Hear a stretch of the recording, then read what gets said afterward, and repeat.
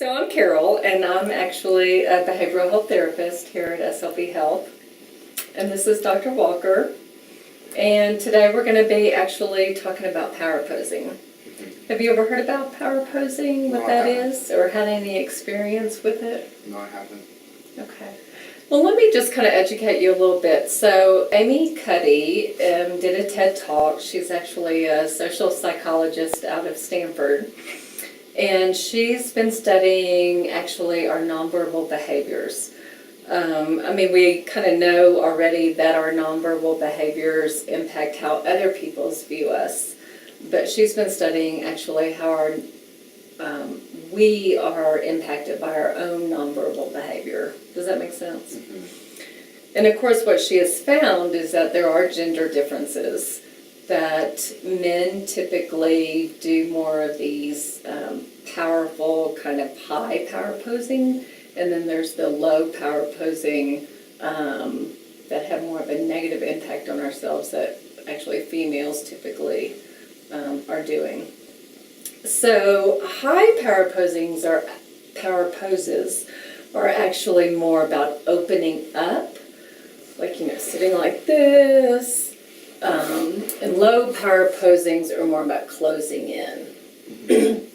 And so what she has found is that the high power poses actually increase our testosterone and decrease the cortisol, which is our stress hormone, which actually helps us be more confident and be more assertive, whereas the low power poses decrease our testosterone and increase our cortisol, which really increases our stress, which of course makes us less confident and less assertive. Right.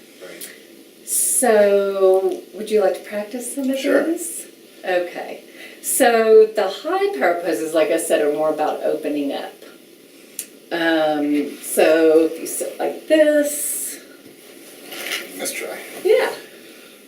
Which I've actually seen you do quite a bit. I do. Oh. You do kind of open up. I've come into your office and you're like, can I help you? Have you ever noticed that? No, I have not. That's interesting. I'll sit like this for the rest of the day. Yeah. So what she's actually found is that if you do this for 2 minutes, that's when the testosterone really increases and the cortisol decreases. So even like if you have a meeting to go to where you feel like you need a little bit more confidence, people going to a job interview, and of course you're not going to walk into the job interview and sit like this, but you might do this like 2 minutes before you go into the job interview. Okay. So now let's switch to one of the low power poses, which is more about closing in. Like even, a lot of people before they go into an interview or some meeting, they're on their phone and they're just kind of closed up. So try that. Just kind of close up, pretending like you're nervous. Yeah. You're kind of feeling, the stress and all of that. And we'll just do that just for maybe about 15 more seconds. Can you see any difference? I do. I really do. Yeah. You see, you're more in your own mind.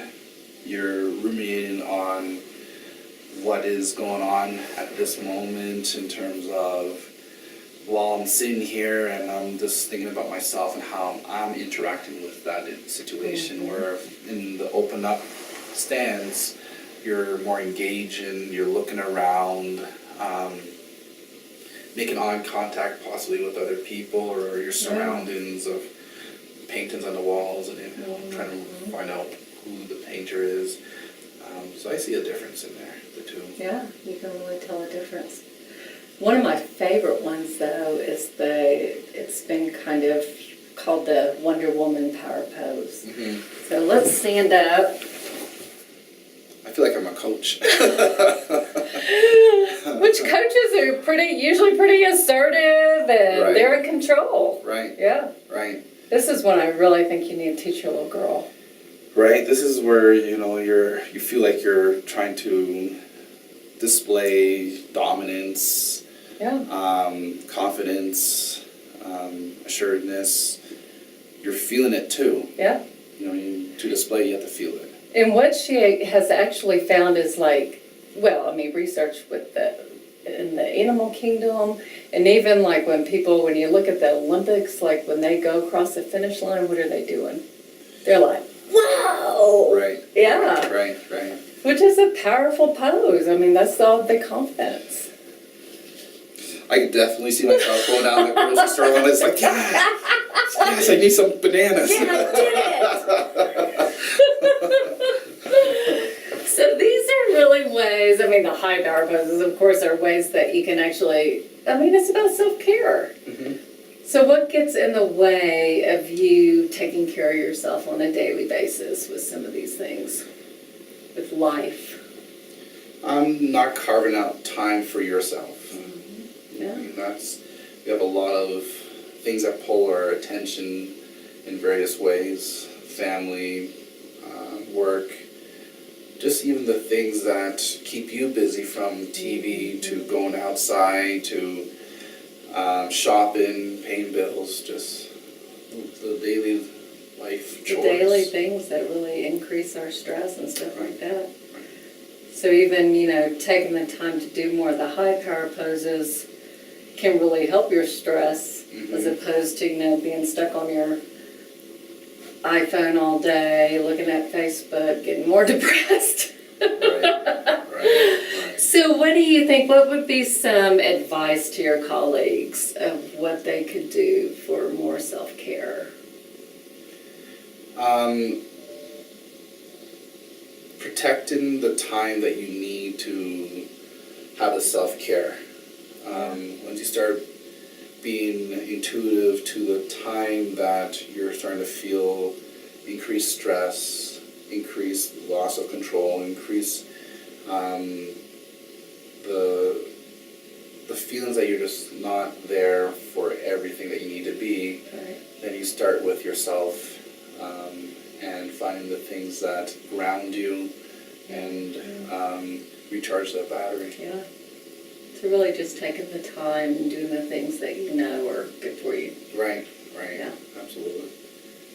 All right. Well, I appreciate you Thanks taking the time to learn about power posing today. Thanks for having me. All right. All right. All Thank right. you. Okay.